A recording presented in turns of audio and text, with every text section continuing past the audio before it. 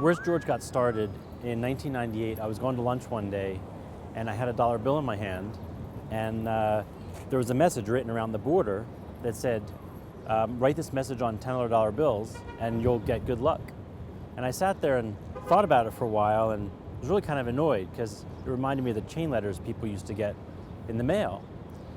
But this was different because it had a serial number on the bill, and theoretically you could track where these bills go by a serial number. I went back to my desk and started researching it, and nobody had ever done it before. It's something that pretty much anybody can play. It's a hobby that I created to track currency, and it appeals to pretty much almost everybody. And the website tracks bills back to 1963.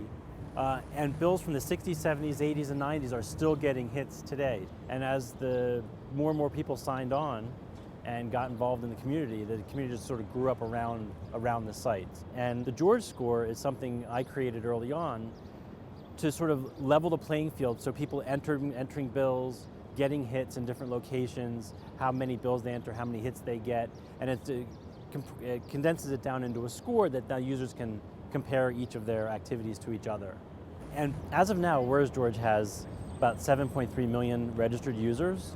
On a weekly basis, I'd say 50,000 to 75,000 people visit the site and track their currency and enter bills and find bills. One of the interesting patterns that I found, and it's kind of intuitive, is that the website tracks all denominations of bills, ones up to hundreds.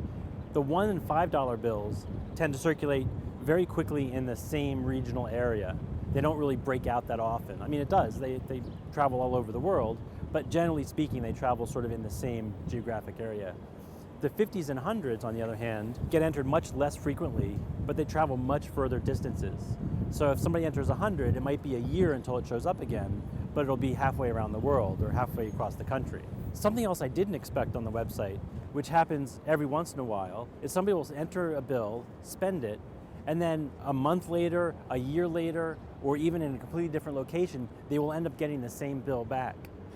In 2006, Dirk Brockman took 500,000 records of Where's George billed travel data and used that as a proxy for human mobility to build pretty much a groundbreaking model on predicting epidemic diseases.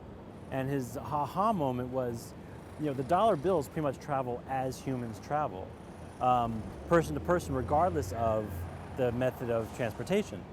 So it solved his problem of matching all these data sets together. He could just use the Where's George data to model as a proxy human mobility and build his models of epidemic disease off of that.